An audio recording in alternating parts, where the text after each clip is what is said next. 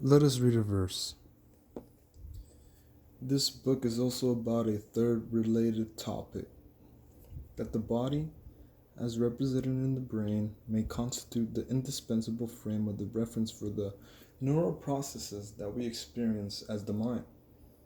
That our very organism, rather than absolute external reality, is used as the ground reference for the constructions we make of the world around us and for the construction of the ever present sense of the subjectivity that is part and parcel of our experiences.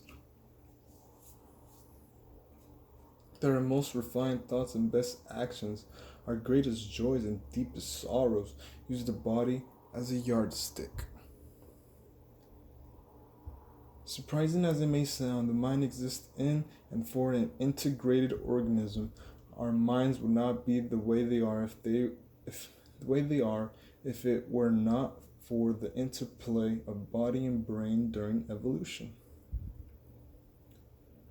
During individual development and at the current moment, the mind had to be first about the body, or it could not have been. On the basis of the ground reference that the body con- continuously provides, the mind can then be about many other things, real and imaginary. This idea is anchored in the following statements. The human brain and the rest of the body constitute an indissociable organism integrated by means of mutually interactive biochemical and neural regularity circuits. Blah blah blah, you might not get this other shit. The organism interacts with the environment as an ensemble. The interaction is neither the body alone nor of the brain alone. The physiological operations that we call mind are derived from the structural and functional ensemble rather than from the brain alone. Ensemble is a group of like actors, musicians, blah blah blah. You see that? Are derived from the structural and functional ensemble rather than from the brain alone. Mental phenomena can be fully understood only in the context of an organism's interacting in an environment. That the environment is in part a product of the organism's activity itself merely underscores the complexity of interactions we must take into account. It is not customary to refer to organisms when we talk about brain and mind. It has been so obvious that the mind arises from the activity of neurons that only neurons are discussed as if their operation could be independent from that of the rest of the organism. You hear that? Could be independent from that of the rest of the organism. But as I investigated disorders of memory, language, and reason in numerous human beings with brain damage, the idea that mental activity, from its simplest aspects to its most sublime, requires both brain and body proper, become proper became especially compelling. I believe that, relative to the brain, the body proper provides more than mere support and modulation.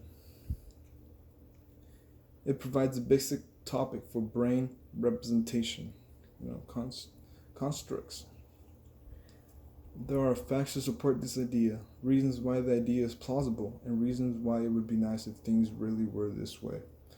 Foremost, among the last, is that the body precedents proposed here might shed light on one of the most vexing of all questions, since human beings began inquiring about their minds.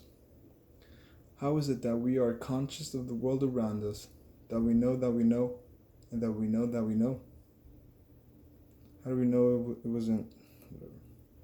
In the perspective of the above hypothesis, love and hate and anguish, the qualities of kindness and cruelty, the planned solution of a scientific problem of the creation of a new artifact are all based on neural events within a brain.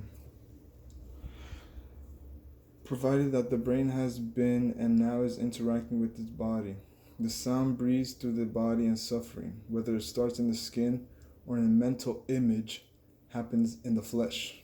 Yeah? The soul breathes through the body and suffering, whether it starts in the skin or in a mental image, happens in the flesh. See, I can't see that shit. You know what I'm talking about. So, like, what do you want me to do about it?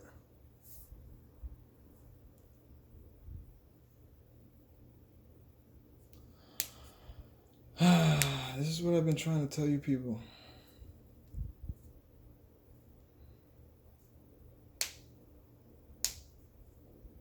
Exactly. Here's the shit. I don't know what the fuck. I just paused it. Usual, isn't it? Well, we're partially responsible for her recruitment. This is trivial and none of my business, but do you mind if I ask?